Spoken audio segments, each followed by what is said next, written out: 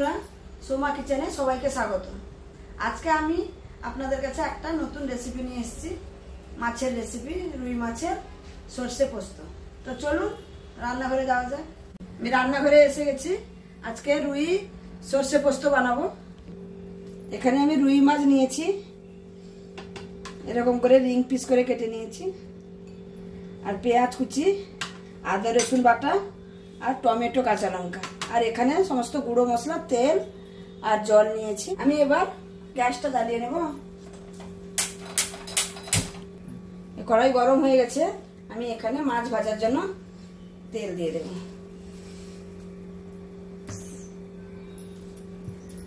মাছ ভাজার জন্য তেল দিয়ে দিয়েছি, তেলটা গরম হোক। তেলটা গরম হয়ে গেছে, এবার আমি মাছগুলো ভেজে নেব।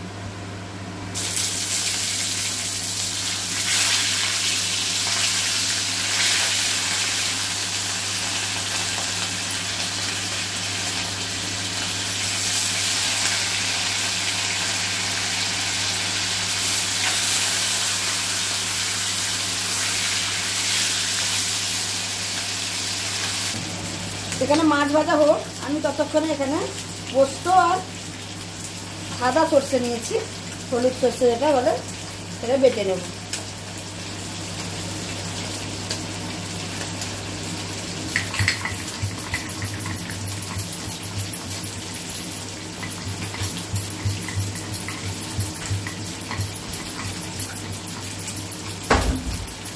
মাছটা এক পিঠ ভাজা হয়ে গেছে, এটাকে আমি উল্টে নেব।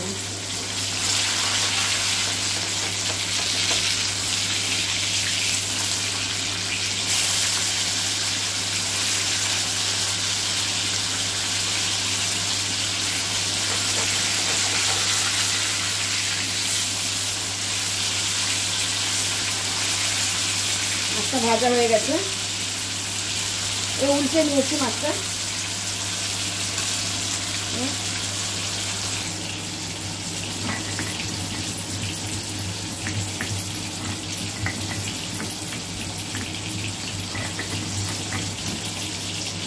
মশলাটা বাটা হয়ে গেছে।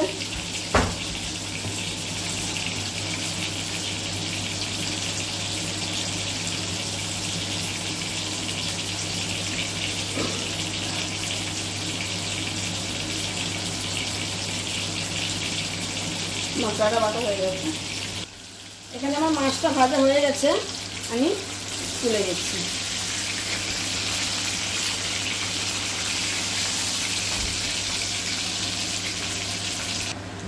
এই মাছ ভাজা তেলের মধ্যেই আমি ফোড়নে জিরা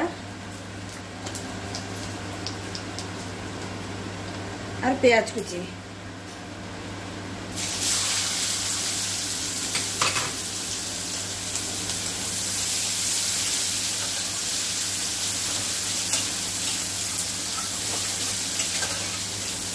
পেঁয়াজটাকে আমি সুন্দর করে লাল লাল করে ভেজে নেব।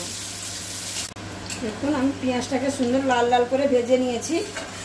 এরপরে এখানে আমি টমেটো আর কাঁচা লঙ্কা দিয়ে দেব।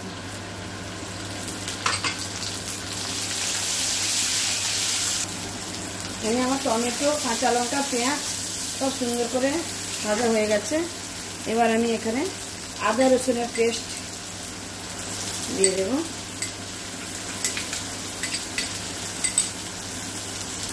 আদা রসুনের পেস্ট দিয়ে আমি আবারও এসে কষিয়ে নেব।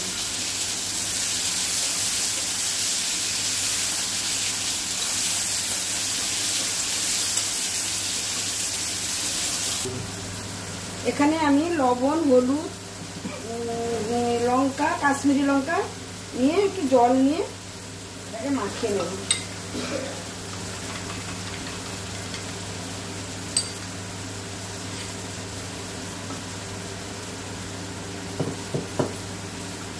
গুলে নিয়েছি, এটা আমি এখানে দিয়ে দেব।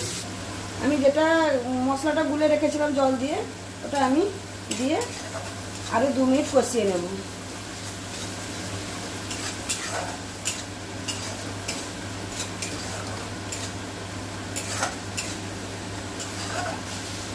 কষানো হয়ে গেছে। এবার আমি যেটা সর্ষে আর পোস্ত বেটে রেখেছিলাম এটা দিয়ে দেব।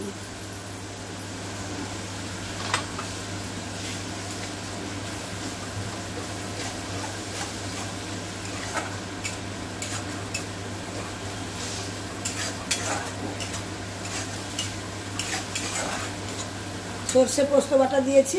এবার এখানে আমি সামান্য একটু চিনি দেব,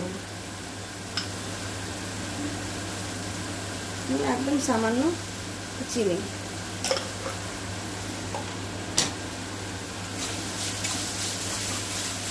যেহেতু সর্ষে পোস্ত বাটা আছে বেশিক্ষণ কষানোর দরকার নেই। আমি এবার এখানে পরিমাণ মতন জল দিয়ে দেব।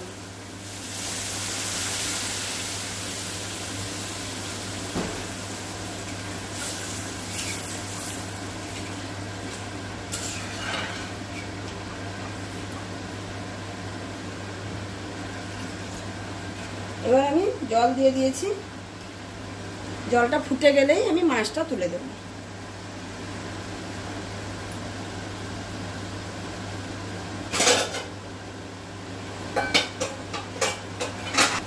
এবার দেখুন সুন্দর করে জলের মধ্যে ফুট চলে এসছে, ফুটে গেছে জলটা।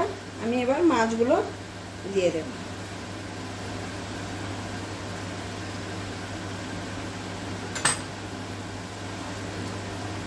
মাছগুলো দিয়ে গ্যাসের ফ্লেমটাকে একটু কম করে দিয়ে আমি এটা 5 মিনিটের জন্য ঢাকা দিয়ে দেব। আমি দেখে নিই এবার কত দূর হয়েছে। 5 মিনিট তো হয়ে গেছে, দেখুন কত সুন্দর হয়েছে। আমি এরকমই জুস রাখবো। আমি এখানে আমার তরকারিটা হয়ে গেছে, এখানে আমি সামান্য ধনেপাতা কুচি আর একটু গরম মশলা গুঁড়ো দিয়ে নামিয়ে নেব।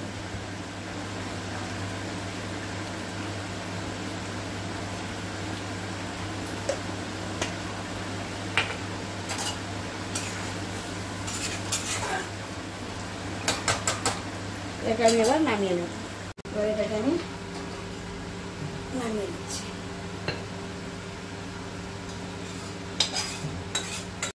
কত সুন্দর হয়েছে। এরকম আপনারাও বাড়িতে বানিয়ে খাবেন, আর আমাকে কমেন্ট অবশ্যই করবেন, আর আমার চ্যানেলটাকে লাইক শেয়ার অবশ্যই করবেন।